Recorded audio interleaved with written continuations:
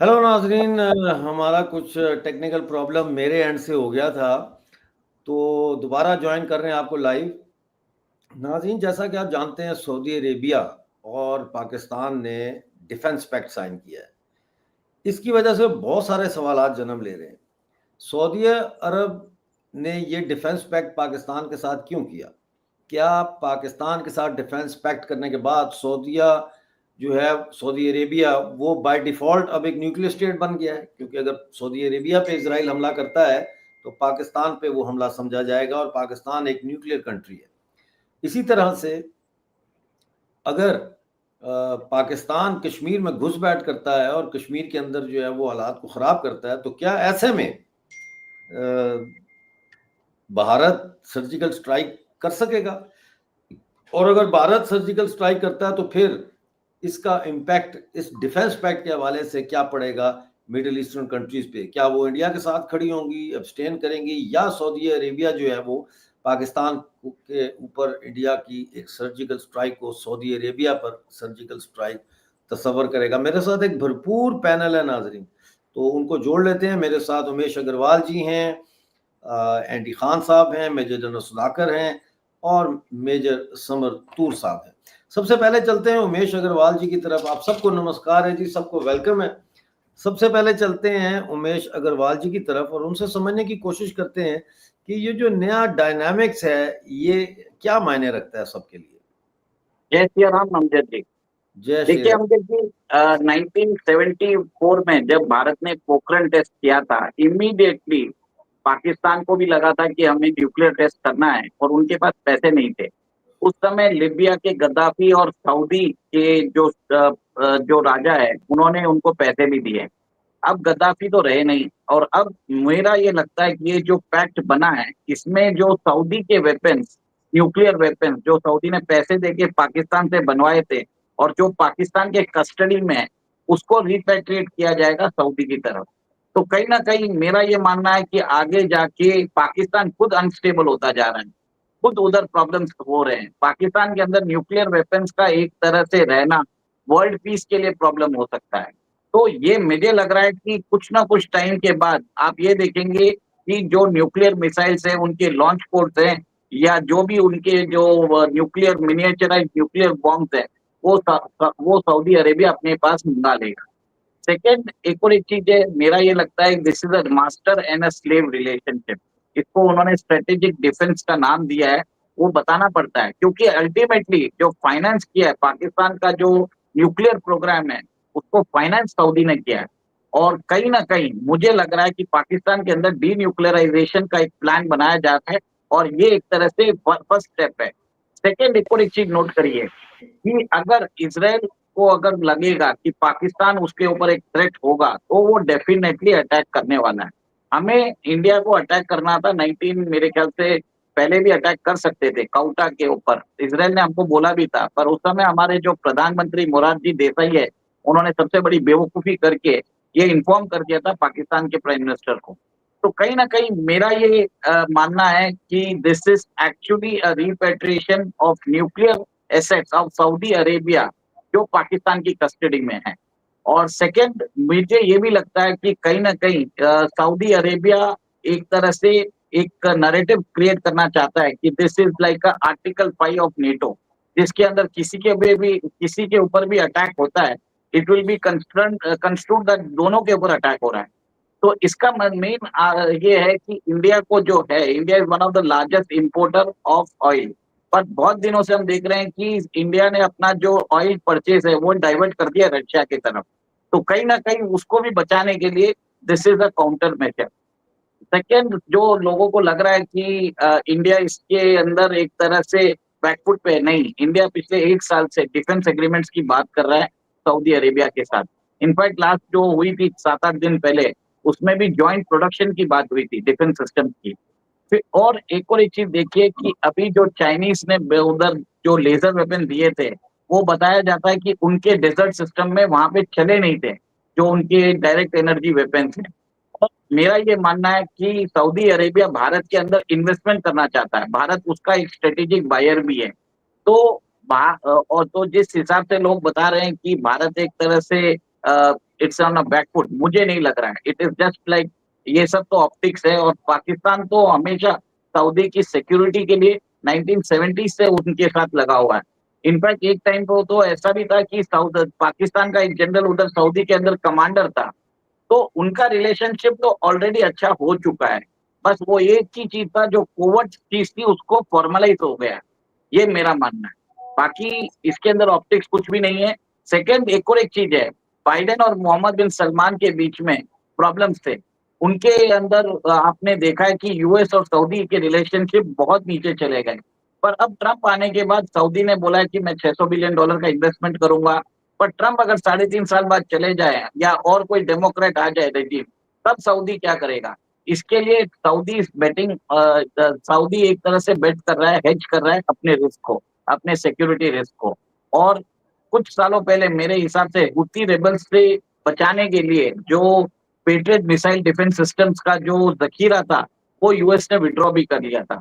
तो कहीं ना कहीं अब सऊदी को लग रहा है कि पाकिस्तान को जितने पैसे दिए हैं, जितना उनसे हम लोगों ने जनरस डोनेशन किया है, उसको अब कैपिटलाइज करने का टाइम आ चुका है। Let us use Pakistan forces to fight the Houthi rebels, और एक तरह से वो अपना जो भी उन्होंने जनरस डोनेशन दिया है, उसको एक तरह से वो कैपिटलाइज कर रहे हैं अभी के टाइम पे। This is what I feel.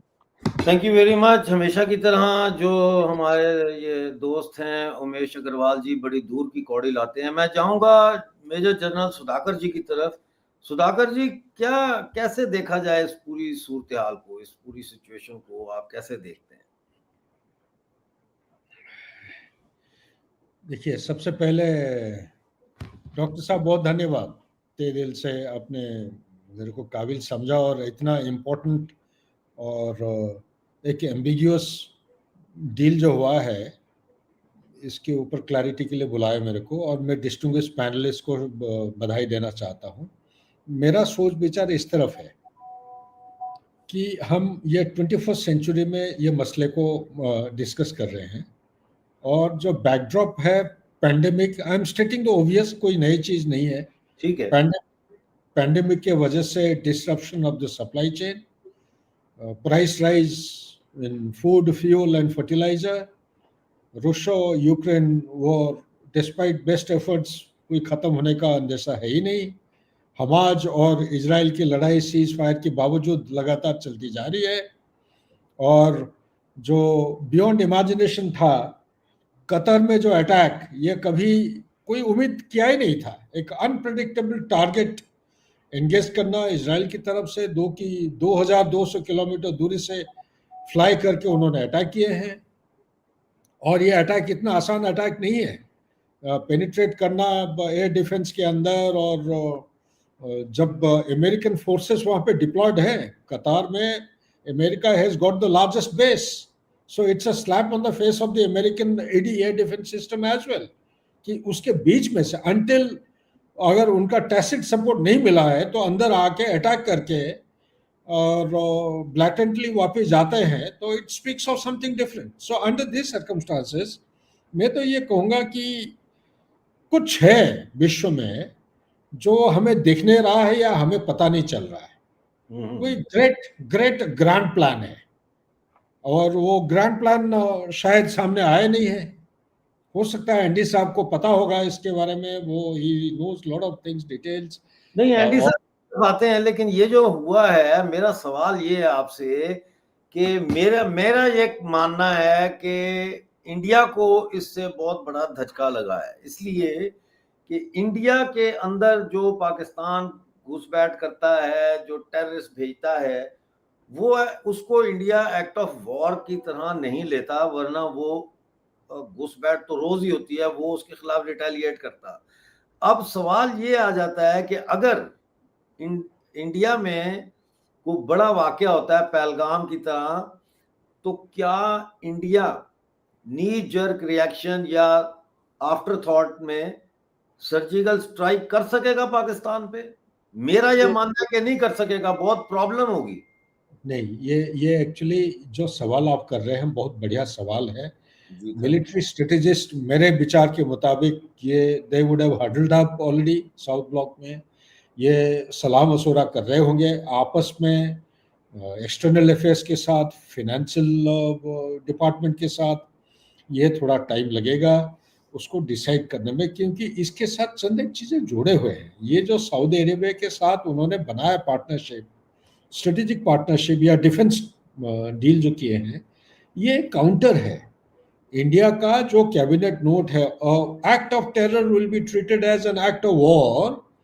वो जो वन लाइनर है, ये जिसको समझ में आता है वो समझ आएगा, एनडी साहब पकड़ लेंगे, ठीक है कि नहीं। सो जो समझ नहीं पाएगा उसका समझाने की कोई, क्योंकि लड़ाई जो है कोई फौज नहीं करती है, पूरा देश की पूरा कंप्लीट सामग्री इसमें लगी। कैसे करेगी लड़ाई, कैसे करेगी? अगर इंडिया एयर स्ट्राइक करता है, डिफेंस पैक्ट हो चुका है सऊदी अरेबिया का, Saudi Arabia will have to stand by Pakistan. It's now the things are different than before. Operation Sindoor में सऊदी अरेबिया एक किस्म का अब्सटेन किया था, अब वो अब्सटेन नहीं कर सकता। Now he will be forced to call OIC meeting. Saudi Arabia will have to provide the money and everything.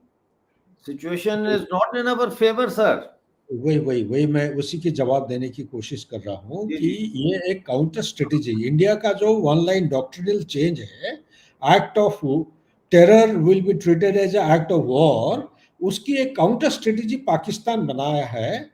और जिसकी भी एक पहलू नजर आया है सऊदी अरेबिया के साथ, उन्होंने नाटो वाला जो क्लॉज 5 है और something akin to that, they have inserted that clause and they have gone in for an agreement with Saudi Arabia. But सवाल यहाँ पे आता है, पहली बात तो ये जो डिबेट हम कर रहे हैं, डिस्कशन, ये डिस्कशन से जो सवाल की आंसर आप ढूंढ रहे हैं ये इतना जल्दी करना मुश्किल है, लेकिन yes we can actually oriented our response to that direction.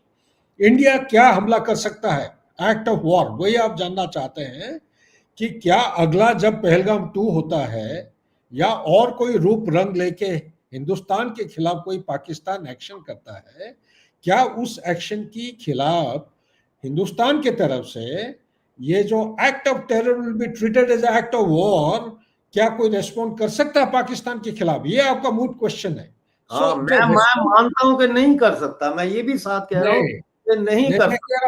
Hindustan के हाथ बांध दिए पाकिस्तान ने सर, ये बहुत बड़ी डेवलपमेंट है सर। हम कब जागेंगे, कब उठेंगे, कब हम अपनी आंखें खोलेंगे? अच्छा, मैं सिर्फ 2 पॉइंट बता देता हूं, उसके बाद it is open for anybody to come in. मैं सिर्फ 2 point, firstly it is premature to come to that conclusion, okay, क्योंकि जो लड़ाई हम कहते हैं ये सिर्फ मिसाइलों के जरिए या ड्रोन के जरिए नहीं होते हैं। आजकल नए नए किस्म की हाइब्रिड या ग्रे जोन वॉरफेयर हुआ है। रशिया जैसे यूक्रेन के खिलाफ 2014 उससे पहले शुरू कर दिया था, ये भी एक किस्म की लड़ाई है। आज इंडस वाटर ट्रीटी को आप you have held it in abeyance, ये भी एक किस्म की लड़ाई है। आपने सारे जितने सारे एप्स यूट्यूब था सब बंद कर दिए हैं, वीजा फैसिलिटी बंद कर दिया, डिप्लोमेटिक मिशन आपने बंद कर चुके हैं, आपका ट्रेड बंद हो चुका है। ये भी एक किस्म का लड़ाई है, ग्रे जोन लड़ाई, ये चलती रहेगी।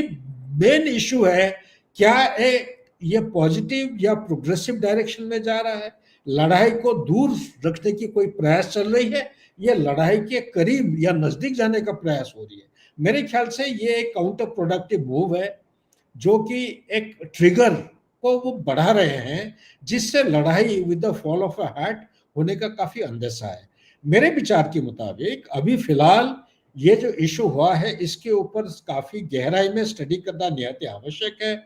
उसका इम्प्लीकेशंस क्या होगा, उसका ऑप्शंस क्या क्या किए जाएंगे हिंदुस्तान की तरफ से, ताकि जो काउंटर स्ट्रेटेजी पाकिस्तान ने अपनाया है तो उसकी काउंटर स्ट्रेटेजी करना निहायत आवश्यक है। वो क्या होगा, कैसा होगा, I think time will tell, that's all. No, this is actually, let me intervene over here. एक second, It's not a counter strategy by Pakistan. Andy एक सेकंड प्लीज, एक सेकंड। जो बातें जनरल साहब आपने की हैं ठीक है, अपनी जगह वो ठीक होंगी, लेकिन जो पाकिस्तान की, सुन लेना, जो पाकिस्तान की कटोरा डिप्लोमेसी जिसको इंडिया कहता है कि ये कटोरा डिप्लोमेसी है, तो उस कटोरे में सबसे बड़ा जो उन्होंने कटोरा डिप्लोमेसी का फायदा उठाया वो पूरा सऊदी अरेबिया उन्होंने कटोरे में डाल लिया। सर मैं चाहूंगा समरतूर साहब से बात करूं और फिर मैं एंडी साहब के पास आऊं। I think I want to know Andy sir's perspective. हाँ जी, उनके पर्सपेक्टिव के बाद फिर मैं अपना Indian perspective as a counter रख सकता हूँ। गुड ठीक गुड है, गुड, ओके। वेरी हाँ जी, एंडी साहब जी। लेकिन डॉक्टर साहब, मैंने आपको सुबह ही बता दिया था जब आपने मुझे इस प्रोग्राम के लिए इनवाइट किया था कि मैं 12 से 12:30 अवेलेबल हो सकूंगा, जी जी, और वी आर एट 12:29। तो मैंने कुछ न्यूज आपके साथ शेयर की थी, जिसके अंदर पहला स्क्रीनशॉट है, उसे जरा खोल लीजिए। ये डेली बीस्ट का, ये मैंने आपको सारे व्हाट्सएप पे भेजे हुए हैं। जी जी, मैं खोल रहा हूँ, आप गुफ्तगू जारी रखें। तो डॉक्टर साहब, जब नहीं नहीं, दिखाइए ना जो एनडी साहब कह रहे हैं डॉक्टर साहब। जी जी, मैं वही कर रहा हूँ ना, ये काउंटर स्ट्रेटजी पाकिस्तान की तरफ से नहीं है, काउंटर स्ट्रेटजी है सऊदी अरेबिया की, जो कुछ वेरी गुड, ये जो पैक्ट हुआ है, गुड, क्योंकि अटैक कतर के ऊपर हुआ था और अभी कतर इस पैक्ट के अंदर नहीं आया, they are still out of it. तो ये तो बिटवीन पाकिस्तान और सऊदी अरेबिया हुआ है जो कुछ हुआ है। जो ऑफर उन्होंने की थी, वो ऑफर उन्होंने सऊदी अरेबिया और कतर दोनों को की थी। कतर की तरफ से अभी कोई मूव उस ऑफर के ऊपर नहीं आया। इसका रीजन है, देखें, इराक में अमेरिका बैठा हुआ है, सऊदी अरब के अंदर अमेरिका बैठा हुआ है, कतर के अंदर अमेरिका की सबसे बड़ी बेस है सेंटकॉम की। इस सब के होते हुए जब उनके ऊपर अटैक होगा, इस सब के होते हुए जब उनके ऊपर अटैक होगा, और फिर इसराइल से ये स्टेटमेंट आएगा कि ये the attack was according to Trump's wishes, तो उसके बाद what do you expect the middle eastern countries to do, जिन्होंने एक जमाने से अपना सारा डिफेंस उठा के अमेरिका के हवाले किया हुआ था, स्टार्टिंग राइट आफ्टर 9/11 अमेरिका की एंट्री हुई है और उसके बाद अमेरिका का एग्जिट नहीं हुआ। व्हाट यू एक्सपेक्टिंग कि ये क्या करेंगे? ये आप गलत स्क्रीनशॉट दिखा रहे हैं मुझे, डेली बीस्ट वाला दिखाइए, जिसके अंदर वो ये कह रहे हैं कि इसराइल ने अमेरिका का पूरा बयानिया जो है उसका बेड़ा गर्क कर दिया। Israel destroyed Trump's Qatar strike timeline.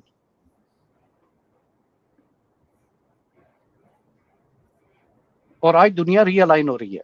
ये जो आपने स्क्रीनशॉट दिखाया है, ये भी ईयू का बहुत इंपॉर्टेंट स्क्रीनशॉट है कि दे आर टॉकिंग अबाउट कि अब जो है वो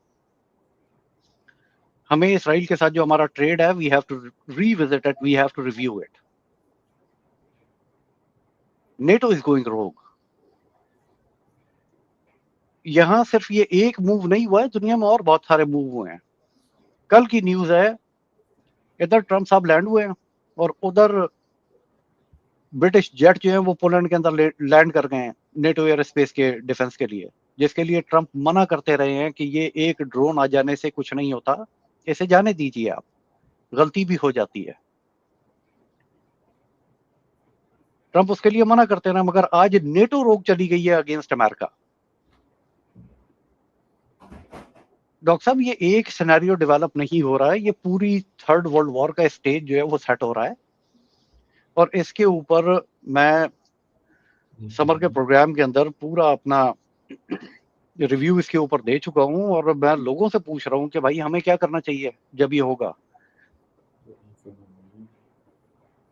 हमें क्या करना चाहिए जब ये होगा।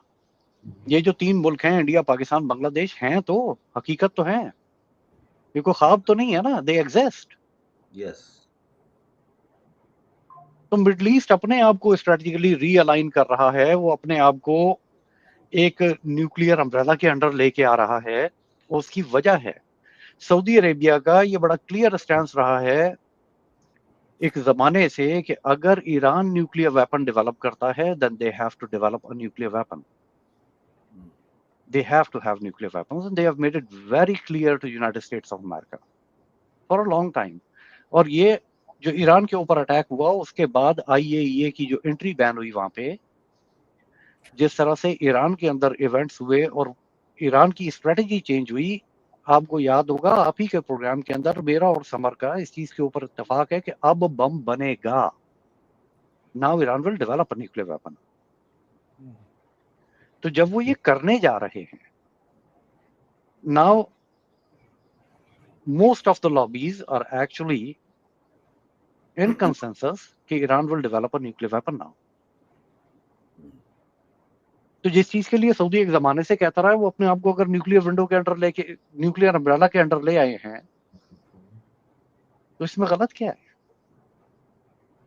वो अपनी सेफ्टी के लिए अगर कोई भी मूव करते हैं, हम्म, देखिए अब एक ट्रस्ट डेफिसिट आ गया है between middle east hmm, and United states. एक ट्रस्ट डेफिसिट आ गया है। हम्म, ईरान के अटैक तक तो बात ठीक थी, मगर कतर के अटैक के बाद एक ट्रस्ट डेफिसिट आया है जिसे अब खत्म करना बड़ा मुश्किल है। So they are doing everything to secure their sovereignty.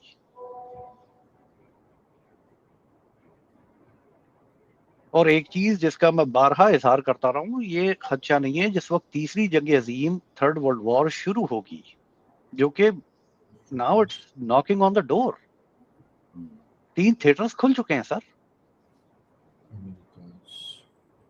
NATO versus Russia theatre जो है वो तैयार है। इजिप्ट एंड टर्की वो इसराइल को सैंडविच करने के ऊपर लगे हुए हैं, और साउथ अमेरिका के अंदर डोनाल्ड ट्रंप ने थिएटर खोल दिया है जिसके अंदर ब्राजील और इस वक्त जो है वो दूसरा एक Venezuela, and there is a third country about to jump इन।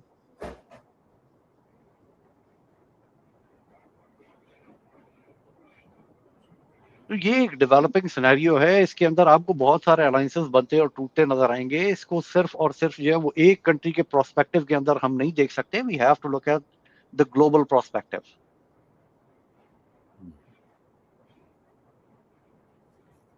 मरना तो कोई भी नहीं चाहता ना डॉक्टर साहब कि वो बिन मौत मारा जाए, और कतर बिन मौत मारा गया। हम्म, वो तो भरोसे में ठांस दिए गए ना कि वो तो सब कुछ अपना दे के बैठे हुए थे कि ये हमें प्रोटेक्ट करेंगे, ये हमें बचाएंगे, और उनके मुल्क के अंदर आके जो है वो मिसाइल गिर गए। तो इसके बाद क्या कतर सेंटकॉम के ऊपर एतबार कर सकता है? अपने डोनाल्ड ट्रंप 100 दफा कसम खा के अगर दे दें कि नहीं जी आपके ऊपर दोबारा अटैक नहीं होगा, बिल्कुल होगा। Hmm, Israel made it very clear, हमें दोबारा करना पड़ेगा, हम दोबारा करेंगे, हमें किसी और मुल्क पे करना पड़ेगा, हम वहां पे भी करेंगे। इसराइल हैव वेंट रोग। अगर इसराइल रोग जाएगा तो क्या ये मिडल ईस्टर्न कंट्रीज जो हैं वो अपने डिफेंस को अमेरिका के ऊपर छोड़ देंगे, या वो नहीं, they will not seek an alternative? और ये पाकिस्तान की एंट्री नहीं हुई है सऊदी अरेबिया के अंदर, आई एम वेरी क्लियर।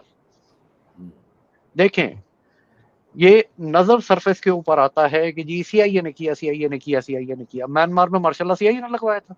हम्म, क्या मिल गया सीआईए को मार्शल लगवा के, आंग सान सूची की गवर्नमेंट को हटवा के? हम्म, या शेख हसीना वाजिद को हटवा के अमेरिका को कौन से लड्डू मिल गए जो उनकी गवर्नमेंट टॉपल कर दी गई? या अब जो कुछ नेपाल के अंदर हुआ है, या इससे पहले जो कुछ श्रीलंका के अंदर हुआ है, हम्म, अमेरिका ने क्या इसमें से गेन क्या किया है? मुझे ये बताया ना। बार बार मुझे ये दिखाया जाता है और मुझे हर शख्स ये दिखा रहा होता है कि जी इन्हें नहीं नहीं, जैसे इसके पीछे सीआईए है, ये रिजीम चेंज ऑपरेशन है। उसमें से अमेरिका को मिला क्या अब तक? श्रीलंका से क्या गेन किया उन्होंने? नथिंग। क्या उनकी नेवी वहां बैठी हुई है? नहीं। आज किसकी नेवी बैठी हुई है वहां पे? चाइना, चाइना की नेवी बैठी हुई है। म्यांमार में कौन बैठा हुआ मार्शल लॉ लगा के? और उन्हें डायरेक्शन कहां से आ रही है? चाइना से आ रही है। चाइना, शेख हसीना वाजिद को हटाने के बाद पाकिस्तान की एंट्री हो गई बांग्लादेश के अंदर। पाकिस्तान की एंट्री नहीं हुई सर। पाकिस्तान एक फ्रंट है चाइना कि के जो मैं पिछले 2 प्रोग्रामों के अंदर कह चुका हूं ना, Pakistan is been silently been taken over. Silent take over हो चुका पाकिस्तान का बाय चाइना। तो ये सऊदी अरब के अंदर भी एंट्री जो है वो चाइना की ही हुई है। देखिए, याद कीजिए जिस वक्त ये पेट्रियट बैटरीज और थर्ड सिस्टम हमारे प्यारे जो बाइडेन साहब ने उठवा लिया था वहां से, सऊदी अरब से, ये उठा के ले गए थे कि निकालो यहाँ से। और उस वक्त हुतीस के साथ उनका एक मसला चल रहा था सऊदी अरब का। उस वक्त चाइना की डायरेक्ट एंट्री हुई थी। चाइना ने अप्रोच किया था सऊदी अरेबिया को कि हम आपके मुल्क में फैक्ट्री लगाते हैं, ये मिसाइल डिफेंस सिस्टम और एयर डिफेंस सिस्टम हम आपके मुल्क के अंदर बनाएंगे, 20% स्टेक हमारा होगा, लेबर भी आपकी होगी, फैक्ट्री भी आपकी होगी, मैन्युफैक्चर भी आप ही करेंगे, चलाने वाला बंदा भी आपका ही होगा। अब ये बिल्कुल डिफरेंट है उस अमेरिकन डिजाइन से कि जी हम थर्ड सिस्टम भेजेंगे, बंदा भी हमारा ही आएगा, बटन भी उसने ही दबाना है, डायरेक्शन भी हम आपसे नहीं लेंगे, जिस चीज को हम चाहेंगे रोकेंगे, जिसको हम चाहेंगे नहीं रोकेंगे। That will cost you $1 million rocket. उस वक्त चाइना की एंट्री हो गई थी, ये एक अपॉर्चुनिटी थी जिसको चाइना एक जमाने से अवेल करने की कोशिश कर रहा था, and now they have the perfect opportunity and they enter Saudi Arabia. सिर्फ पाकिस्तान की फौज नहीं एंटर होगी, ये तो 25 करोड़ का मुल्क है सर, 7.5 लाख फौज है, 25 करोड़ में कोई 10 करोड़ बेरोजगार फिर रहे हैं, वो 7-8 लाख फौज और हायर कर लेंगे। फौजी ट्रेन करने में 6 महीने नहीं लगते, सिपाही ट्रेन करने हैं ना, वो भेज देंगे उधर उनको। जेसीओ जरूरत से ज्यादा है पाकिस्तानी फौज के अंदर, वो भी भेज देंगे। वो सिर्फ आपकी ऑफिसर क्लास जो है वो शॉर्ट कोर्सेज करवा के आधे इधर से निकाल के उधर भेजेंगे, और शॉर्ट कोर्सेज करवा के कुछ उधर प्लेस कर देंगे, कुछ उधर प्लेस कर देंगे। उनको कमी नहीं है इस रिसोर्स की, ह्यूमन रिसोर्स की। पाकिस्तान के पास कमी नहीं है इस चीज की, दे कैन डू इट। मगर ये एंट्री एक्चुअली चाइना की है। अगर पाकिस्तानी फौज जाएगी तो चाइनीज वेपन्स जाएंगे। जैसे आपने अब तक इस एंगल को एक्सप्लोर ही नहीं किया है कि ये असल गेम किसकी है, और ये शाखसाना है फेल्ड फॉरेन पॉलिसी का डोनाल्ड ट्रंप साहब की, फेल्ड फॉरेन पॉलिसी। इसके ऊपर मैंने अभी एक पेपर रखा है, मैंने आपको भेजा भी है। जी उस जी पेपर को अगर आप शेयर कर दें, मैंने वो पूरा पेपर ट्वीट भी किया हुआ, उसका भले आप लिंक लगा दें इस प्रोग्राम के अंदर। पूरा एनालिसिस मैंने इसका करके दिया हुआ है। ये चाइना की एंट्री है, ये चाइना के जो एक्सपेंशनिज्म के और एक्सपेंशनिस्ट ड्रीम्स हैं उनकी, this is where it is going. और ये आने वाले दिनों में पाकिस्तान तो साइलेंटली टेक ओवर हो चुका, ये जिस वक्त थर्ड वर्ल्ड वॉर का थिएटर सजेगा और ये शुरू होगी, तो ये इंडिया का फ्रंट खोलेंगे। This is where you are not looking at from. अगर इंडिया पाकिस्तान के बीच में कुछ होता है तो सऊदी अरब को कूदना पड़ेगा। सर चाइना और इंडिया के बीच में होगा, कौन कूदेगा? क्वाड तो गायब हो चुकी, वो तो उड़ गई। डोनाल्ड ट्रंप ने कह दिया मैं तो आई नहीं रहा क्वाड समिट के अंदर, मैं नहीं मानता क्वाड को।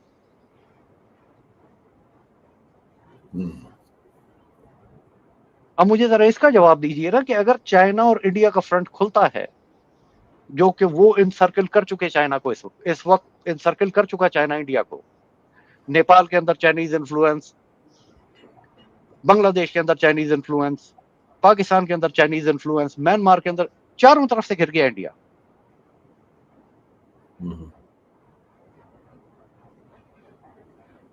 और क्वाड खत्म हो गई है,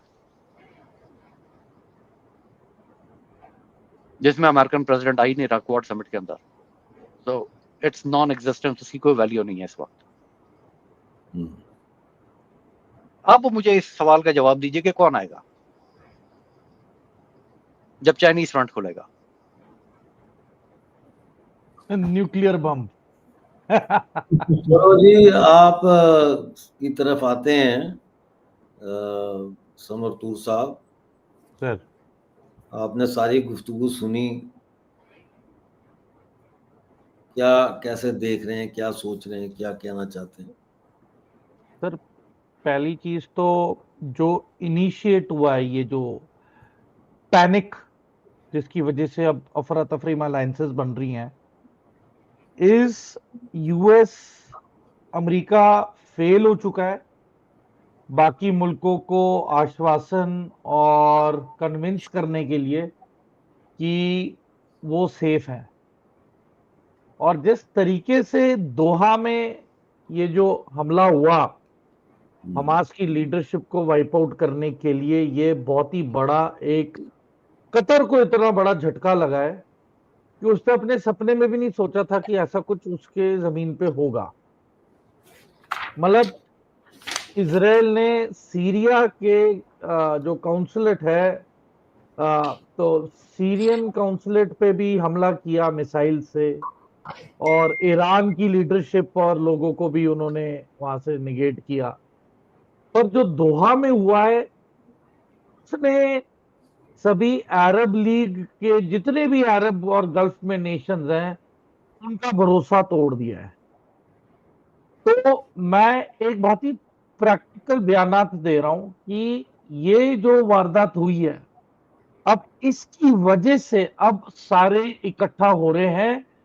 और ये लिबिया का मोहम्मद गद्दाफी भी कहते थे, मुअम्मर गद्दाफी बोल थक गया कि या तो इकट्ठे हो जाओ या अलग होगे तो मरोगे। मेजर और साहब, आज आपकी नजर उतारूंगा मैं इस प्रोग्राम के बाद, आपकी नजर उतारूंगा मैं। ये जो लफ्ज आपने इस्तेमाल किया है ना, इतना खूबसूरत लफ्ज वारदात, सर ये वाकई वारदात हुई है। सर तो ये सही लाहौरी लफ्ज है। लाहौर में हम कहते होते थे वारदात सर, है ये। सर तो ये जो मतलब वारदात कह दो, हादसा कह दो, it was not suppose to happen, इसे नहीं होना चाहिए था। और मुझे लग रहा है ये वो था पल जब नेगोशिएशंस ऑन दी एज थी कि बस अब कुछ हल निकल जाएगा, अब कुछ होने वाला है, अब ब्रेक थ्रू होगा, अब हॉस्टेजेस जो जितने भी जिंदा हैं मुर्दा हैं कुछ अब कुछ हरकत होगी। और हरकत होते होते ये वारदात को अंजाम दे दिया, जिसको यूएस को भी नहीं पता चला। यूएस ने दोहा को बहुत लेट बताया और अब उसका नतीजा आप देख रहे हो कि Saudi Arabia full panic mode में है। पिछले हफ्ते मक्का के ऊपर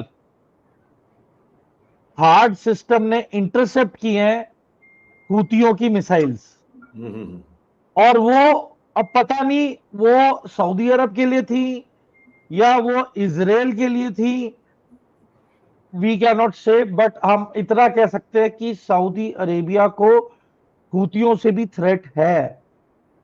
और ये जो पाकिस्तान के साथ डील हुई है वो ये डील हुई है कि पाकिस्तान अपने 25,000 फौजी यमन और सऊदी अरब की सरहद पे डिप्लॉय करवाएंगे।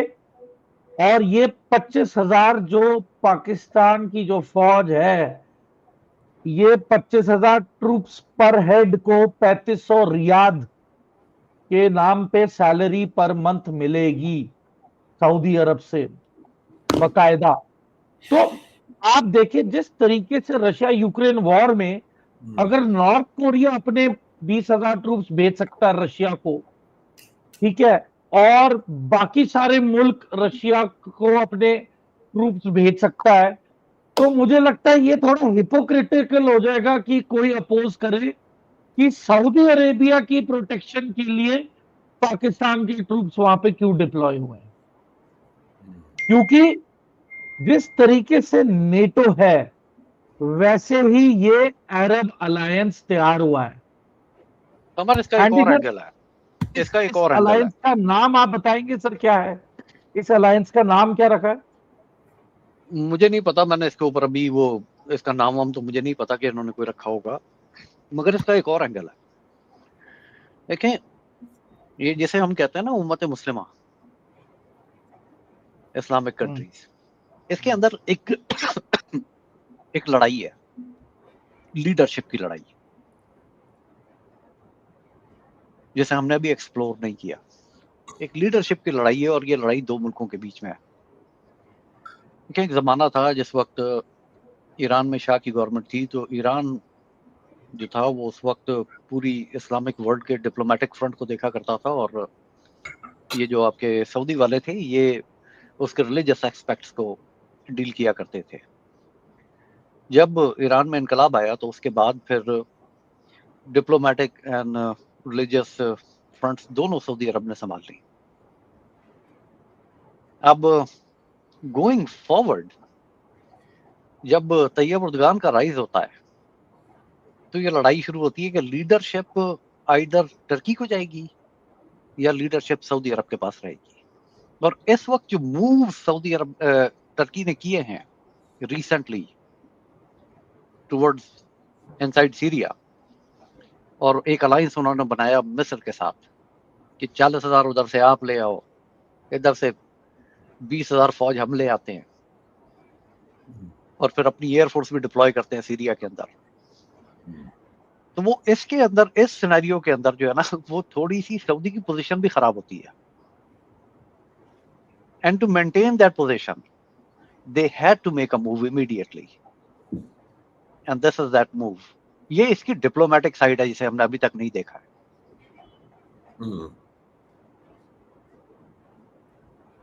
जनरल साहब, आप क्या कहते हैं इस हवाले से? डॉक्टर साहब, with these words I will take a leave. Okay. I'm already Thank late you, for a Andy. meeting. Andy, thank you so much for joining. Andy साहब बहुत बहुत धन्यवाद, थैंक यू सो मच। ये मेरे mobile में कुछ आया है, ये आपकी तरफ से आया है क्या? जी जी, मैंने भेजा आपको। Thank you so much brother, very kind of you, very informative. Take care sir, bye sir. जी नहीं, I am finding it very interesting. I have not applied myself, to be very honest, except for one thing which I shared with you, Dr. Saab, जी जी कि deep state के driven जो 1997 में clean break का project हुआ था, आज के दिन में हम जो कुछ देख रहे हैं ये उसी का एक हिस्सा या पहलू है। बिल्कुल। पहलू क्या है? दो मुख्य जो मेन चीजें हैं, एक तो है कि two nation theory will not apply. Number two, कोई इस्लामिक कंट्री के पास deep state of America will not allow nuclear bombs to be in position of. ये मेरे को सिलेक्टिवली किसी ने मेरे को बताया, मैं खुद पढ़ा नहीं हूँ, it's a top secret document. बाकी तूर साहब को पता होगा इसके बारे में गहराई में। तो अगर इस चीज को बैकग्राउंड में रख के, अभी ये इजराइल की लड़ाई खत्म नहीं हो रही है, लगातार इधर उधर गोलाबारी कर रहा है, उसके साथ जुड़े हुए हैं मसले हैं कि इलेक्शंस 2026 को होना है, क्रिमिनल केसेस इसके अगेंस्ट में है, वो कोशिश कर रहा है जेल ना जाने के लिए, लड़ाई को मतलब खिंचातानी कर कुरा के अगले साल तक वो पहुंचाना चाहते हैं ताकि डायरेक्टली वो कैंपेनिंग में जा सकते हैं, जेल को अवॉइड करना चाह रहे हैं, एटसेट्रा एटसेट्रा। अगर जो चीज मैं अभी बताया हूँ वो क्लीन ब्रेक का एक डॉक्यूमेंट है 1997, जिसमें नेतान्याहू, जिसमें कांग्रेसमैन 5-6 थे और सेनेटर, एक बाई पार्टीजन डॉक्यूमेंट एक हुआ है। इसी तरह एक यूनिलैटरल पावर यानी कि यूनिपोलैरिटी, ये भी एक प्रोजेक्ट है 1991 का, टॉप सीक्रेट है, और ये ईस्ट जर्मनी से लेके व्लादिवोस्टोक तक ये जो कंप्लीट एरिया है, America wants to extend its dominance, America and NATO forces, Western alliances you can call it, extend its dominance towards Vladivostok। ये अभी तक कोई पब्लिक डोमेन में कुछ अभी तक खुलासा नहीं हुआ है, बट मेरे को थोड़ा बहुत कैसे सुनने में मिला है फ्रॉम रिलायबल क्रेडिबल प्लेटफॉर्म्स। इसको अगर मध्य नजर रख के आप अगर कुछ जोड़ सकते हैं, कोई रिफ्लेक्ट कर सकते हैं, आप प्लीज करिए। इसके अलावा मेरे पास कुछ है नहीं ठोस खबर, बट एंडी साहब ने जो अभी बताया काफी हद तक ये लॉजिकल लग रहा है, काफी हद तक। अभी तक कोई कुछ कह नहीं सकते हैं कि किसका पहलू है क्या नहीं है, चेंजिंग वर्ल्ड डायनामिक्स, आरआईसी का संभावना है या नहीं, अभी तक उन्होंने शुरू नहीं किए हैं। और सिर्फ इतना ही मेरे मन के अंदर एक एज अ लास्ट पॉइंट आ रहा है कि फर्स्ट और सेकेंड वर्ल्ड वॉर के टाइम में परिस्थिति ऐसा ही कुछ बन गया था, जो अलायंसेस बनते थे और टूटते थे। मिसाल के तौर पे रशिया और जर्मनी, यूएसएसआर और जर्मनी के बीच में नो वॉर पैक्ट जब साइन हुआ, चंद एक दिनों के अंदर उसकी बरखिलाफ उन्होंने हमला शुरू कर दिया था। इसी तरह इटली की जो ग्रुपिंग है सेकेंड वर्ल्ड वॉर के टाइम में, एक्सिस और एलाइड पावर का ग्रुप्स चेंज करते रहे, अलायंसेस चेंज होते रहा। ये इसी तरह उसी फेज की तरह हम पॉइंट कर रहे हैं। हो सकता है कि कुछ अलायंसेस बनने जा रहे हो सकता है कि यूएसए डिक्लाइनिंग पावर है, उसकी बात कोई सुन नहीं रहे हैं, तो शायद चाइना का इन्फ्लुएंस ज्यादा है मिडिल ईस्ट में, पैसा खूब लगा रखा है, कमिटमेंट दे रखे हैं, BRI प्रोजेक्ट्स खूब सारे फैले हुए हैं।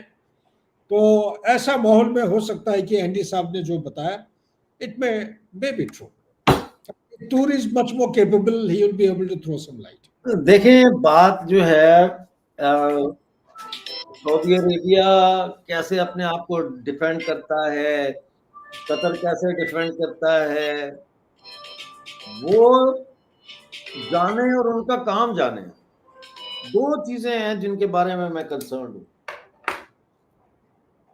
वो एक तो चाइना की जो एनसर्कलमेंट हो रही है हमारे सब कॉन्टिनेंट की, हिंदुस्तान की, थ्रू पाकिस्तान और थ्रू बांग्लादेश हो चुकी सर, कंप्लीट हो चुकी है। अच्छा, ठीक है।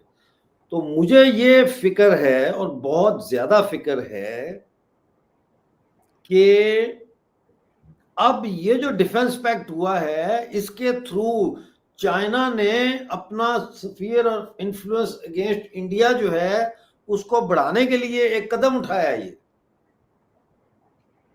सऊदी और पाकिस्तान का पैक्ट नहीं हुआ सर, सऊदी और चाइना का पैक्ट हुआ है ये। दिस इज सऊदी और China pact. And what are we doing? We are sleeping. We are sleeping. We have failed to sign one defense pact or border agreement with any of our neighbors, and we just keep on, do this chest thumping. We are the greatest. We are the fifth or the fourth largest economy. Pakistan को ये कह रहे हैं कि 3,500 riyal देगा Saudi Arabia. What is 3,500 riyal? 37,000 it is nothing, peanuts. 37,570 रुपए बनते हैं पाकिस्तानी। वो सिपाही की तनख्वाही है। हाँ, वही।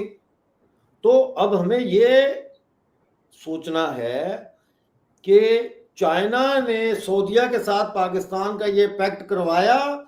अब अगर पाकिस्तान शरारत करता है, कोई टेररिस्ट एक्टिविटी करता है, जेट तैयारे नहीं भेजता, फौज नहीं भेजता, टैंक का गोला नहीं फेंकता, मिसाइल नहीं फेंकता, लेकिन कोई टेररिस्ट एक्टिविटी करता है जिसका हमारे पास सवाए सर्कमस्टेंशियल एविडेंस के और कोई एविडेंस ना हो, are we in a position to retaliate? No, we are to retaliate.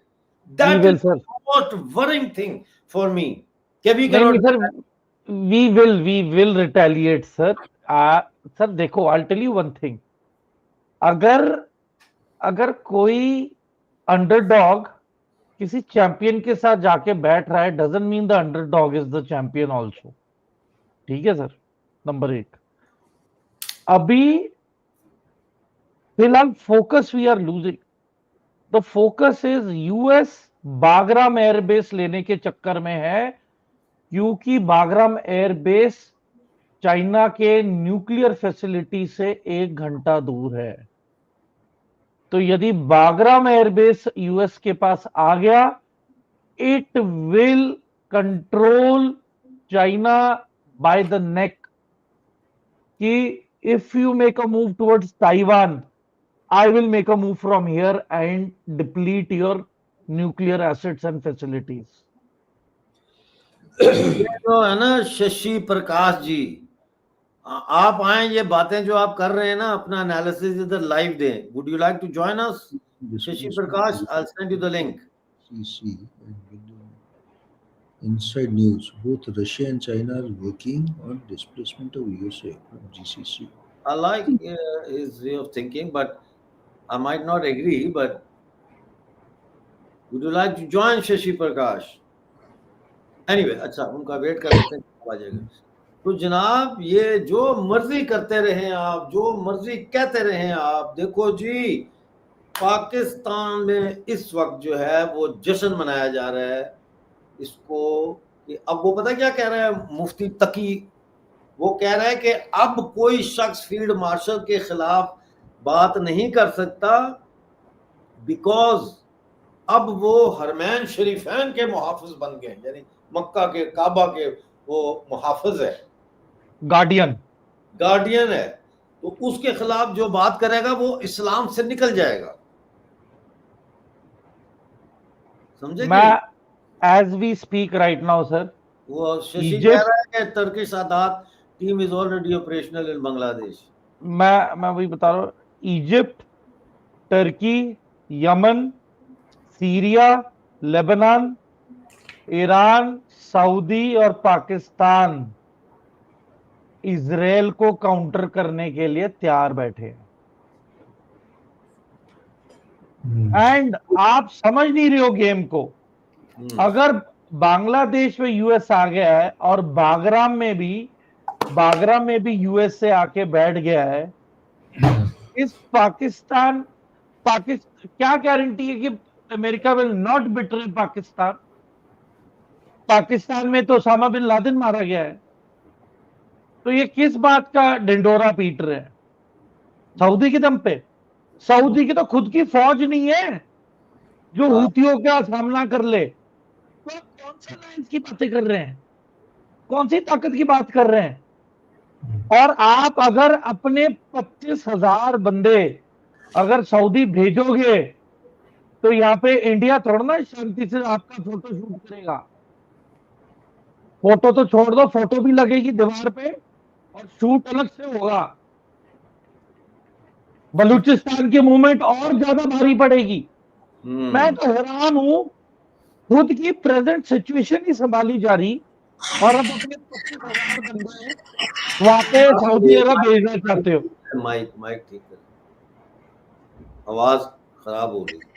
मतलब मैं हैरान हूं कि आप के खुद के मुल्क में इतनी डिस्टरबेंस चल रही है और आप किसी और मुल्क में अपने 25,000 बंदे भेज रहे हो, तो चलो कम से कम वो 25,000 की जान तो बचेगी। क्योंकि देखो आपके पास BLA, BRA, ठीक है, BLF, फिर TTP, फिर आपके पास तालिबान, ठीक है। अब क्या पता कि ये जो आज 13 से ज्यादा फौजी तो आज मार दिए हैं, सुसाइड अटैक किया है, आर्मी कॉन्वॉय के ऊपर जाके गाड़ी मारी है उन्होंने बारूद से भरी हुई। मतलब मिनिमम डेथ टोल 10 बंदों से ऊपर ही है। 10 बंदों से नीचे तो वो छू ही नहीं रहे कि 10 बंदों से नीचे कोई है तो छोड़ दो। हाँ, 10 बंदों से ऊपर है, इन्हें पकड़ो, इन्हें मारो। तो इस हालात में क्या प्रैक्टिकल है पाकिस्तान? ये बहुत अच्छा आपने पॉइंट उठाया। थोड़ा सा आपकी आवाज खराब हो रही है, उसको ठीक करें। ये पॉइंट बहुत जबरदस्त उठाया आपने। समर क्या हो गया? मुझे थोड़ा सा समर थोड़ा रिपीट करना यार, लास्ट टू वो सुनाई नहीं दिया। सर मैं ये कह रहा था कि बड़ी इंपॉर्टेंट बात की है। आप खुद बलूचिस्तान को कंट्रोल नहीं कर पा रहे हो। मिनिमम आपकी death rate casualty per day 10 जवानों से ऊपर है, ठीक है। और आप इस हालत में आप सिंदूर में मार खा के, इलियास कश्मीरी की भी गालियां सुन के जैसे मोहम्मद की, आप अपने 25,000 बंदे यमन भेजोगे, सऊदी और यमन के बॉर्डर पे? गुड। नहीं, ईरान सो रहा है, ईरान एक्टिवेट होगा, ईरान हूतियों को बोलेगा वहां पे रगड़ो इनको, और ईरान के बॉर्डर पे फिर ईरानियन रगड़ेंगे ईरान के बॉर्डर पे। ये एस्पेक्ट हमसे मिस हो गया। ये बड़ा इंपॉर्टेंट पॉइंट है जनरल साहब जो मेजर साहब ने उठाया कि भाई वहां पे डेली बेसिस पे 10 से ज्यादा फौजी उनके मर रहे हैं, उनसे कंट्रोल नहीं हो रहा। 1.5 महीना होने वाला है, जहरी की पूरी तहसील जो है वो बलोच कर्मचारियों के हाथ में है। आज तीसरा दिन है, वो अब बमबारी कर रहे हैं, उनसे वो छुड़ाया नहीं जा रहा उनसे। और ऐसे हालात में उधर TTP वाले उनको मार रहे हैं, उधर दूसरे मार रहे हैं, और ये अपने पता नहीं कितने 25,000 फौजी जो है सऊदी अरेबिया भेज रहे हैं। तो वो तो खुशी से जा रहे होंगे कि जान छूटी, यहाँ से रोज जाना पड़ता था मरने के लिए। ये आमिर तैमूर जो भी है, ये भी खुश हो रहा होगा। ये गल बद गई है मुख्तारिया, गल बद गई। तो गल बदी पई है, ये समझ नहीं रहे हैं। हाँ, कि यहाँ पे फिर भी मरते शरीर घर तो पहुंच जाता, वहां हूतियों के हाथ मरोगे रेगिस्तान में, कोई उठाएगा भी नहीं तुम्हें। बढ़ वहां गई पे है। वहां पे जो गिद्ध उड़ेंगे ना, गिद्ध गिद्ध और जो लक्कड़बग्गे हाइनास, वो शरीर खाएंगे, वो भूखे हैं वहां पे बैठे। तो क्या लग रहा है? नहीं नहीं, ईरान बिल्कुल सही है। ईरान वहां पे मतलब अपने हाथ पे हाथ धर के बैठा रहेगा। ईरान विल कन्फ्रंट पाकिस्तान की, तुम हूतियों को क्यों मार रहे हो। ये आगे खबर, अभी डेरा बुगटी में हमला हुआ है। शाबाश, वेरी गुड। मैं चेक Proud to operation से दे रहे करूंगा। हैं। तो मैं एंडी सर को यही बोलना चाहता हूं, सर ये जो डिप्लोमेसी होती है ना, ये कैमरे के सामने अच्छी लगती है, पर इसे मटीरियलाइज होने में महीनों साल लग जाते हैं। ये बात दे डू नॉट रियलाइज कि इन्होंने, मतलब ठीक है, आई डू, मैं से भी कई बार रीजनिंग करता हूं, पर आप बताओ कि कौन सा डिप्लोमेटिक अकॉर्ड आज साइन किया और उसका परिणाम 20 दिन में आउटकम आ गया। सीज फायर भी होता है ना सर, लड़ाई के दौरान कम से कम 3 से 4 दिन लगते हैं, कम सेक्शन लेवल तक बताने के लिए कि भाई अब गोली मत चलाना। 3 अच्छा, ये दिन बता, तक गोलियां चलती रहती है। समर ये बताना यार, the previous to previous panelist mister Umesh Agarwal ने कुछ बताया सर कि Saudi Arabia has made a commitment of investing 650 billion in US or something like that.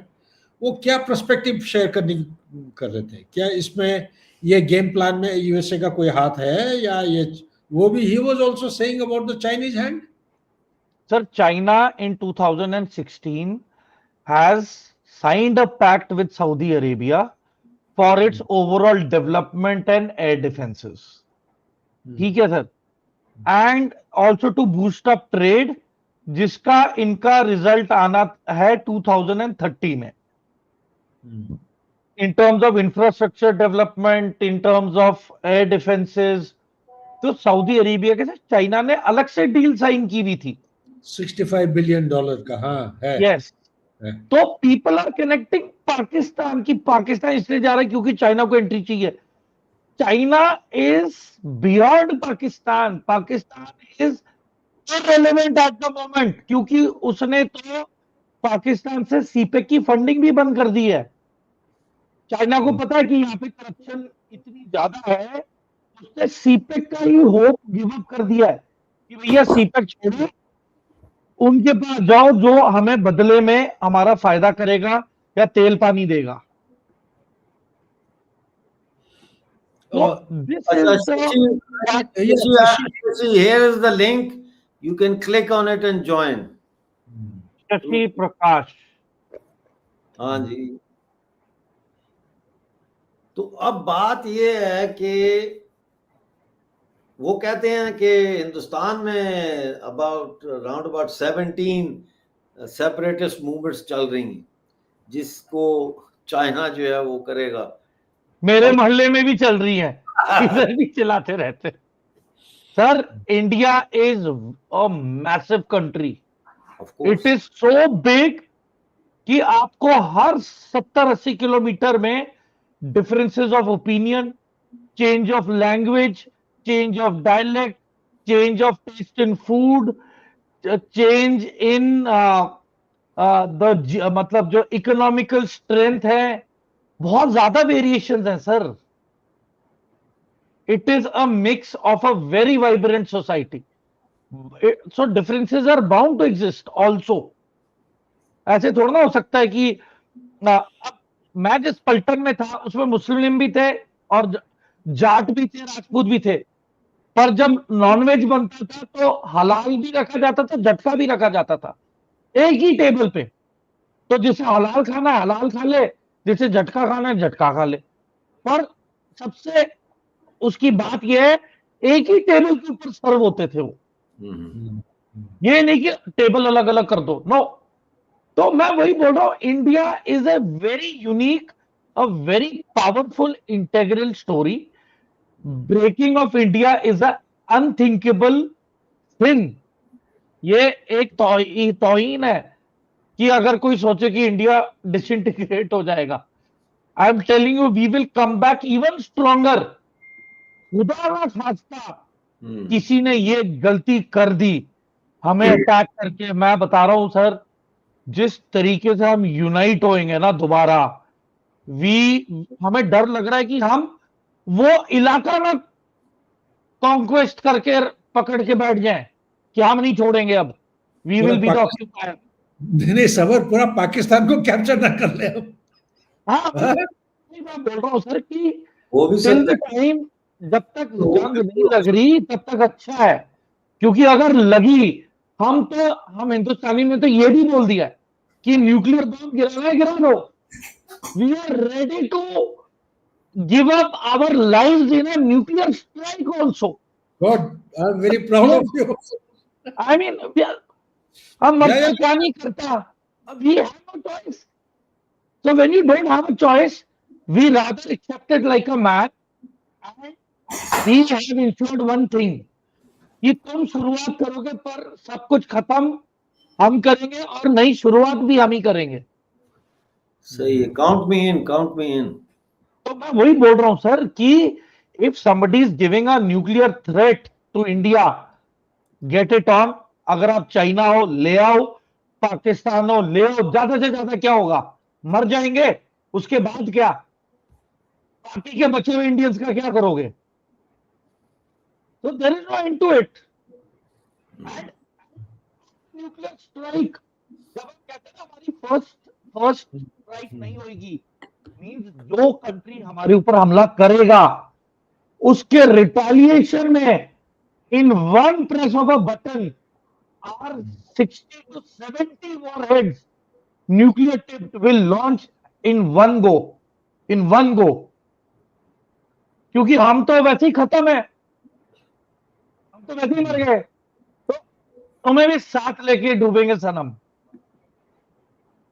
तो ये माइंडसेट है हमारा इंडियंस का कि हमने we are fed up with terrorism, we are fed up with the policies of the proxy wars. अगर आसिफ मुनीर सोच रहे कि वो बांग्लादेश से भी कुछ चित्रहार शुरू करेगा, I guarantee major Toor will be in Iran leading a brigade strength of fighters against Pakistan from west Pakistan side. मैं इन्फिल्ट्रेट करवाऊंगा। और बताओ सर, मुझे भूलना मत, मुझे बलूचिस्तान भेज दो सर। मैं उधर से रिपोर्टिंग करूं। सर मैं बता रहा हूं ये it will be a fatal step, fatal mistake. वो तो हम मजाक कर रहे हैं कि वाकई हकीकत है कि और ऐसा कोई गलती एडवेंचर एक ही बार होगी बस। उनको लीजिए ना, you can bring me in this discussion. वो आ ही नहीं रहे, वो लिंक पे क्लिक करें ना, मैंने लिंक डाला है ना इधर। शशि जी आप यू क्लिक ऑन द ये लिंक। देखें, ये लिंक है, दोबारा डाल रहा हूं, इस पे आप क्लिक करें स्ट्रीम यार्ड पे और आ जाएं। शशि साहब आपके पास स्ट्रीम यार्ड है? हालात बड़े गंभीर हैं। आई विश आंडी सर ये देखे एपिसोड, तो वो देख रहे होंगे, वो देख रहे हाँ, होंगे। तो मैं यही बोलना चाहूंगा कि इट साउंड्स गुड कि हमने इससे दोस्ती कर ली, इससे हाथ मिला लिया, बट आप अगर अपने गिरेबान में झांको, what do you actually have to offer Saudi Arabia on the plate? Your men who are expendable.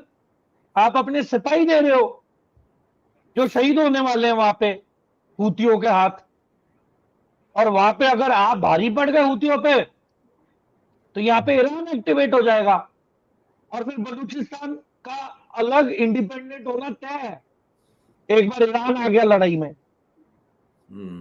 ये क्या ब्लंडर करने जा रहे हैं, इन्हें पता ही नहीं है। आई रियली जी, welcome to the show Shashi ji. My salute to Major and General. लो जी, hi Shashi, I welcome. uh, to General Sudhakar, I am nephew of retired General T.P. Singh. I'm sure you know about him. Oh, acha, you are nephew of TP. Okay. So Yes, great. and I'm also nephew of ex Prime Minister of India, Chandrasekhar from Balia. Oh my God. So you should become a permanent member of this panel. Yes.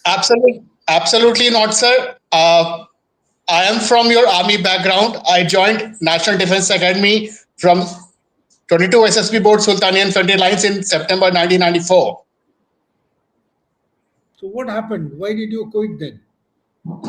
There is a movie made in my name, Major Saab. आपने movie देखी है अजय देवगन की? वो मेरे life पे बनी है. All right. Okay. Okay. My That Yes, was you. I got a royalty of 2.5 crores. Oh my God, you are a Wow. civil. Wow. We are very lucky. We are very lucky to share the platform with you. And We must I have connect. एक बार जब मेरा पिछला छोटा बच्चा पैदा हुआ था तो 1-1.5 साल पहले मैंने मेजर साहब से कनेक्ट किया था. मैंने उनको डरा दिया था. मेजर नहीं सर, नहीं, absolutely not. And major Sudhakar, I am watching you and I am tracking you. आप जब भी TV9 भारतवर्ष पे फुल एंड फाइनल शो पे आते हैं, आप हमेशा निशांत चतुर्वेदी और उसकी टीम को मुबारकबाद देते हैं, उसकी तारीफ करते हैं. वो और कोई नहीं करता. क्या ये good or bad? It's good. Sir, I'm a topper of IIM Calcutta. Wow. Good. So आप तो I would not analysis like to बनता है. सर, आप लोग फौजी लोग हैं, आप लोग पॉलिटिकल लोग हैं. मेरा फौज से भी ताल्लुक है, मेरा पॉलिटिक्स से भी ताल्लुक है, बट मैं आम लोगों के इंसान में आपको एक भाषा बताता हूं. पब्लिक पागल हो गई है. सिर्फ नेपाल में नहीं, पाकिस्तान में नहीं, बांग्लादेश में नहीं, इंडिया में भी पागल हो गई है. And we are just on the brink of collapse if we don't take good measures. अगर मैं आपको कहता हूं कि बांग्लादेश में टर्किश के एर्दोगान के भेजे हुए सदात फोर्सेस के लोग बैठे हुए हैं, they are definitely there being a part of financial intelligence. Sadat forces, people are using money, they are spending money, and we are tracking their money through financial intelligence. What is Turkish Sadat forces are doing, sending containers in Bangladesh? General Bipin Rawat की बात गलत नहीं थी, sir. What are they dealing with? ये जो Sadat forces हैं, what are they dealing with? Okay, let me refresh. जब हम हिंदुस्तानियों को ये धोखा दिया गया कि पाकिस्तान से कुछ जनरल्स अपने नए पासपोर्ट लेकर आए थे, व्हाइट वॉश पासपोर्ट लेकर, हमारे चिकन नेक को देखने के लिए, वो एक व्हाइट वॉश सिनारियो था. वो लोग पाकिस्तान के ऑर्डिनेंस फैक्ट्री को विजिट किए. उन लोगों ने ऑर्डिनेंसेस पाकिस्तान से भेजना शुरू किया है कि उनके पास जो बांग्लादेश के ऑर्डिनेंस फैक्ट्रीज हैं उनको 24/7 कर दिया गया है. आज तक बांग्लादेश की ऑर्डिनेंस फैक्ट्रीज 24/7 ऑपरेट नहीं कर रही थी. आज बांग्लादेश की ऑर्डिनेंस फैक्ट्रीज 24/7 ऑपरेट कर रहे हैं. और जो कंटेनर्स कस्टम्स को मना किया गया है, चेक नहीं करना है, क्लियर नहीं, इनको देखना नहीं है, उसमें क्या माल है आप लोग को नहीं पता है. उसमें high end missile technologies, machines, engines आ रहे हैं. So that Bangladesh can be used as a proxy for what US has planned to contain India and China both. Acha, tell me one thing. I really want to ask you this. Is there a very strong chance of India or China openly declaring that they want Indian partnership? Will they come out in the open and say that we want India to be with us? Because Pakistan से तो उन्होंने पैसे भी withdraw कर लिए, उन पे give up भी मार गए, और in fact they are focused on Saudi Arabia and two countries जो उसे रिटर्न में कुछ दे. Pakistan has nothing to offer, it has failed them miserably. मैं तो हैरान हूं कि पहला ऐसा नालायक मुल्क निकला है जिससे चीन के भी जो इकोनॉमिकल नुस्खे थे सब फेल कर दिए. The level of corruption and disdain in the country. So I want to ask you, Summer, is it true they have withdrawn money from, started withdrawing from Pakistan? Yes, sir. Yes. China has pulled out. That is right. That is right. Few Sir? major projects. हाँ, उन्होंने मना कर दिया है. In fact, they've asked them to pay up also. Pay up money. Okay. So here is a plan. China is already going through internal rifts.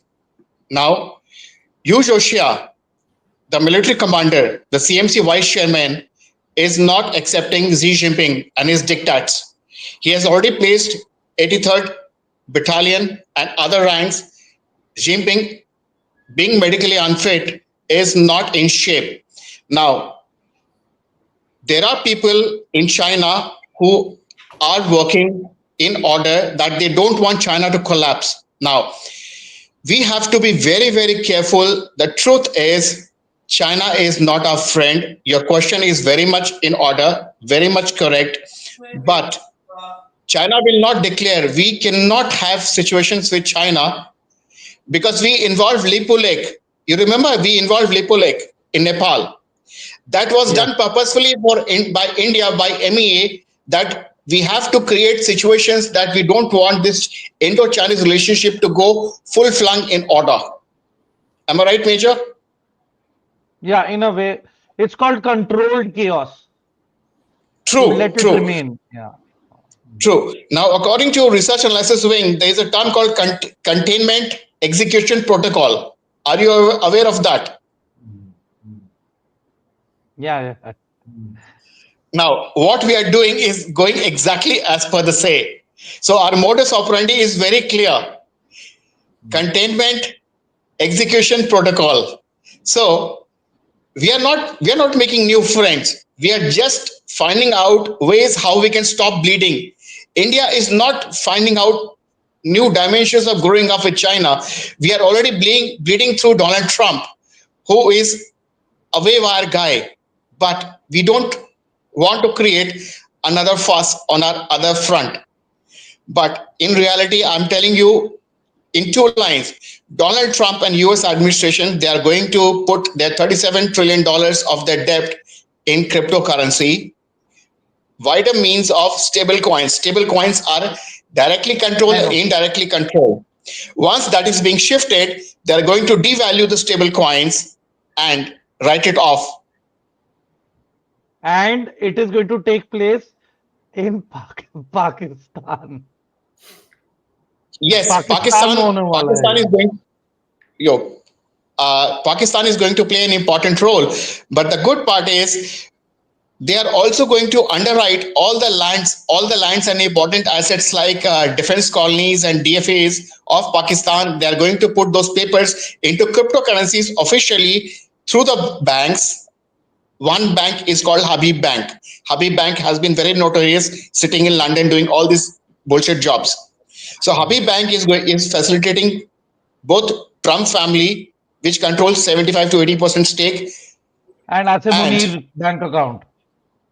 Asif Munir is not directly involved. Asif Munir's brother-in-law is involved into it. So the field marshal is wiped clean. And Field Marshal has done so much of help, which even Narendra Modi can't help Donald Trump right now.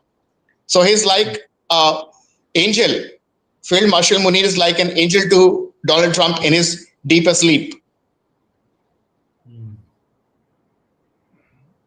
Do you think the Epstein files is the one which is making Trump take erratic decisions?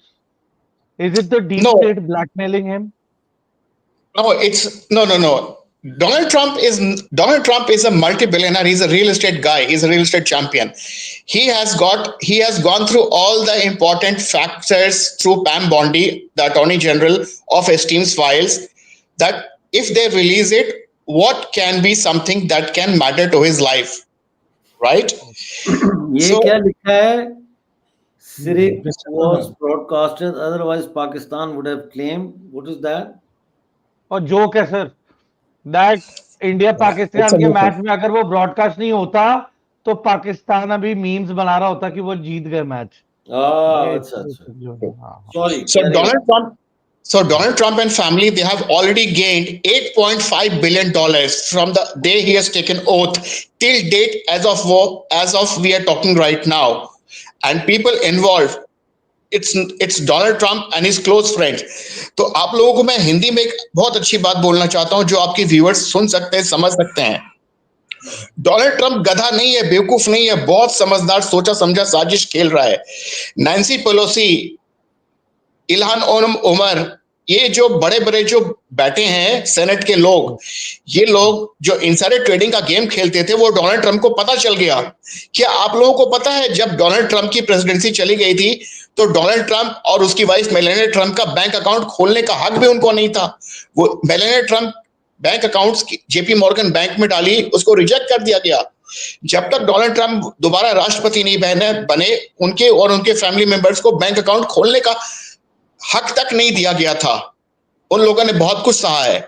तो आज Donald Trump जो भी irrational decision लेता है उसका एक बहुत close circuit है. वो क्लोज सर्किट को पहले से पता होता है, उनके ब्रोकर्स को पहले से पता होता है कि डोनाल्ड ट्रंप आज क्या ट्वीट डालेगा, उससे स्टैंडर्ड एंड पुअर S&P 500 ऊपर जाएगा नीचे जाएगा, और वो लोग उसमें पैसा बना रहे हैं. Jared Kushner is doing it big time. Gaza आप लोग भूल जाइए.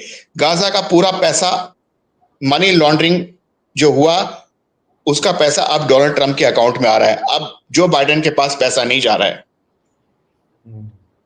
Basically, Obama was calling the shots. Yes, but Hillary Clinton की बेटी चेल्सिया क्लिंटन के अकाउंट पे $83 मिलियन जो यूएस एड से जा रहा था, उसका जवाब हिलरी क्लिंटन और बिल क्लिंटन के पास नहीं है.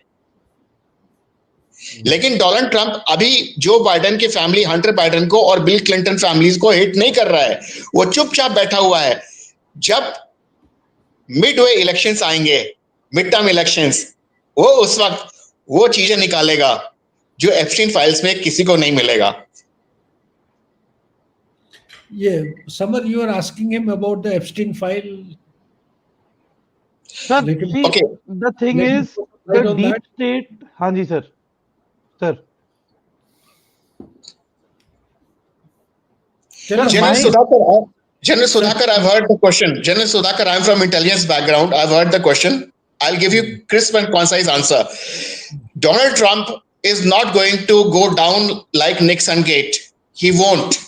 He has done his homework pretty well.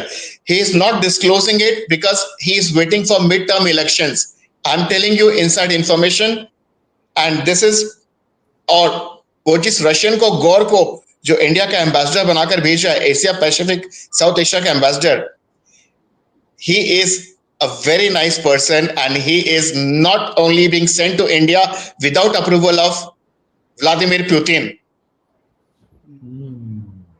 Good. So G2 has been in reality, it's not Russia and US, it's not Russia or India. एक वक्त चाइना ड्रीम देखता था G2, अमेरिका चाइना. अब Russia China, Arctic का game बड़ा हो रहा है. It's worth trillions of dollars. Arctic में इतना पैसा है कि ट्रंप पुतिन से लड़ाई नहीं करेगा सर. मैं इसलिए आपको प्लेन लैंग्वेज में बता रहा हूं, गेम सेट हो चुका है. Europe हमारे will देश be के the प्रधानमंत्री, scapegoat. Sorry, Europe will be the scapegoat. Europe Europe has been thrown down under the bus. Ursula von der Leyen अपने आप को दिखाती थी कि वो बहुत बड़ी तुर्रम खां है यूरोपियन काउंसिल के सामने. वो बहुत छोटी चीज है. और पोर्तुगीज के जो प्रेसिडेंट है, जो पोर्तुगीज हेड है, he controls European Union. Ursula von der Leyen को जो चीज बोल के दिया जाता है, जो डिफाइंड होता है, उसमें उसको एक्ट करना है. So she has been curtailed. But the good news for all of us that we should cheer up. After screwing up Ukraine, when the last sperm banks of Ukraine has been done with, finished, they have found a new sperm bank to donate to NATO's war with Russia, and that is Poland. Poland भी खत्म हो जाएगा. And in Polish, you say good morning as Dzień dobry. And I have a fantastic restaurant in Gdynia, Gdansk called Taj Mahal. It will be wiped out. You better sell it. Dr. Mirza, my brother-in-law, I have given it as a token of gift to my brother-in-law because my life is more precious. Sir मेरा काम लोगों को रोजगार देना है, मेरा काम धंधा करना नहीं। मैं मुकेश अंबानी नहीं हूं। I am an army man. आप जिन लोगों के साथ बैठे हैं, आर्मी में जब मैं काम करता था तब मेरी रैंक मेजर सुधाकर और मेजर साहब के बीच में हुआ करती थी, और मैं यूनिफॉर्म में बिना विदाउट यूनिफॉर्म मैंने काम किया है। That's a world of intelligence and I have earned my major respect. And if you are staying in London, I still have my property at 600 something at Essex, Ilford, Essex. You are familiar with Ilford, Essex, right? Yeah. Cranbrook Road to be more precise. Okay, no worries. We normally don't expect people to give their addresses or phone numbers when we are live. But anyway, I think that should be a wrap up, and I would really thank you for coming and joining and sharing very your nice. thoughts. Thank you. Thank you very much. And Jai Hind. Jai Hind. ji, Jai Hind. Thank you, Sashi. Thank you so much.